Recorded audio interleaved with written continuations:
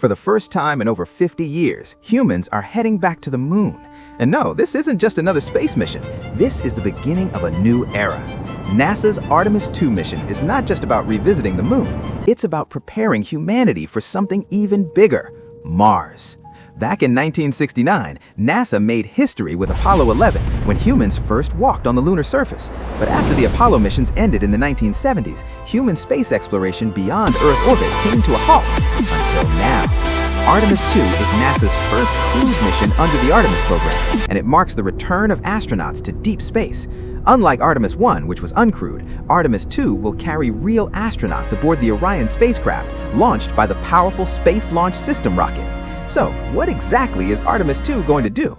The mission is designed to send 4 astronauts on a journey around the moon and back to Earth. They won't land on the moon just yet, that's planned for Artemis III, but this mission is critical. It's all about testing systems, ensuring astronaut safety, and proving that humans can once again survive and operate in deep space. The Orion spacecraft will travel approximately 240,000 miles from Earth, orbiting the moon before returning home. This journey will take around 10 days, during which astronauts will experience conditions no human has faced in decades, including high radiation levels, extreme temperatures, and the vast isolation of space. One of the most exciting parts of Artemis II is its crew.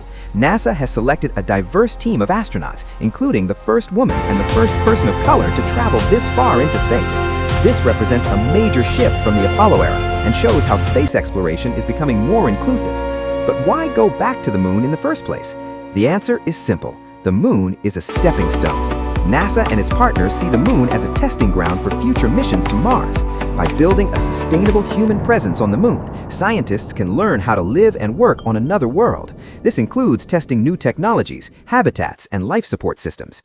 For example, astronauts will study how lunar dust affects equipment and human health, how to extract resources like water from the moon's surface, and how to generate power in extreme conditions.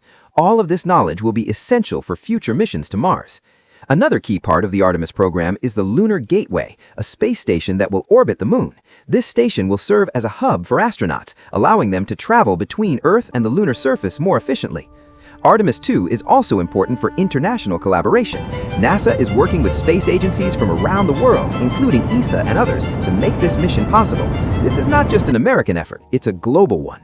Of course, sending humans back to the moon is not easy. There are many challenges involved. The Space Launch System is the most powerful rocket ever built, but it has faced delays and cost overruns.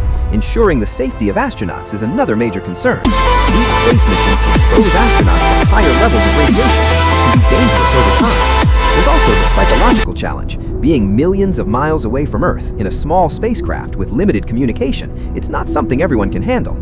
Despite these challenges, the excitement around Artemis II is massive. This mission represents hope, ambition, and the human desire to explore the unknown. It's not just about science or technology, it's about inspiring the next generation. Kids today are watching history being made, just like people did during the Apollo era. And who knows, the next person to walk on the moon or even Mars might be watching this mission right now. Artemis II is more than just a mission. It's a message that humanity is ready to go further than ever before, a message that we are not limited to one planet, and a message that the future of space exploration is just beginning. So as the countdown begins and the engines ignite, remember this moment, because we are not just going back to the moon, we are taking the first step toward becoming an interplanetary species, and this time, we're here to stay.